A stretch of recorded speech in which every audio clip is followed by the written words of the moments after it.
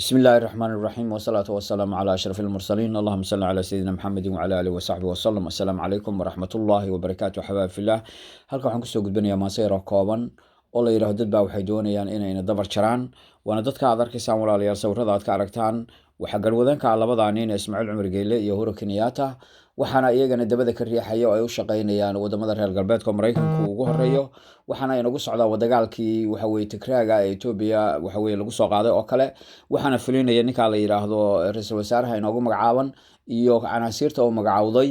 iyo waxa weey maxaa kale kuwii aynu naqaanay xaraash qaran burburin qaran waxa weey maxaa kale Al Jazeera fadhii jiray talaabooyinkii ugu magaranaysa dambeeyay wada socotaan inuu u magacaabay wasaaradda gaashaandhigga ciyaal suuq waxa weey ninka ciyaal suuq ah waxaad kala shalayto aad maqasheen in uu waxa weey maxaa kale yiraahdo hay'adda NISA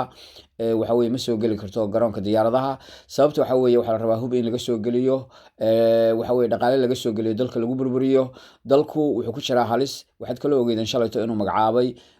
qolal uu yiri maxaa kale waxay soo baarayaan inqilaabkii uu isagu waday in uu maartay saaro waxa weey madaxweynaha Jamhuuriyadda Federaalka Soomaaliyeed inuu saaro sababtuna waxa weey shacabka Soomaaliyeed ayaa hurda waana wax aad iyo aad looga xumaado waxaan leeyahay shacabka Soomaaliyeed waa inaynu ka kacna fadhiga waa inaynu meel walba ka banaan baxnaa waa inaynu dalkeena difaacana iyo diinteena iyo waxa weey maxaa kale dadkeenaba duulaan waxa weey maxaa kale marnaba aan caadi ahayn baa inagu socda waana tan maansade si gudbiyo markay soo gaadho dad baa waxay doonayaan inay dabar jaraan dad baa waxay doonayaan inaynu iswada dilaa dad baa waxay doonayaan inuu dalku baabaa dad baa waxay doonayaan darxumo ciilan hadhayn dad baa waxay doonayaan dunida silcaan dhamaan dad baa waxay doonayaan dilaal yar aan wax tarin dad baa waxay doonayaan dalkaba inay iibsadaan dad baa waxay doonayaan waxaan dan inoogu jirin dad baa waxay doonayaan wuxuu rabbigaan ka digay dad baa waxay doonayaan